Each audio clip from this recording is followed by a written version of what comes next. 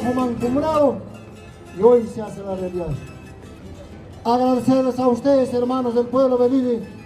Así es, cuando hay unión, cuando hay consenso del pueblo, somos capaces de lograr muchos proyectos beneficiosos para nuestro pueblo de Belili. El que les habla como autoridad siempre estará poniendo la mano para que Belili pueda tener muchos proyectos exitosos y atender de manera satisfactoria al campo agropecuario.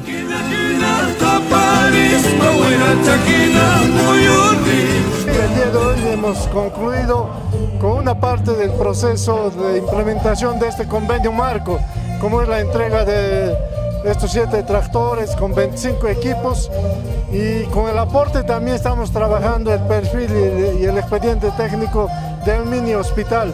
Esa es una parte de lo que se ha hecho en la mesa de diálogo, que es importante porque se está priorizando 2 temas, uno el tema productivo y el tema de salud.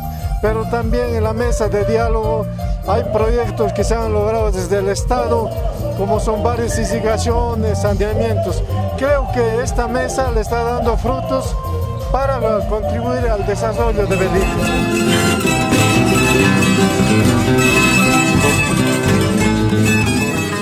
Pero todos nos hemos juntado, nos hemos reunido y con esa fraternidad hemos decidido apostar por el desarrollo de este distrito, porque solamente así vamos a lograr y vamos a dar pasos importantes para que la mayoría podamos desarrollarnos y convertirnos en uno de los principales distritos de nuestra región.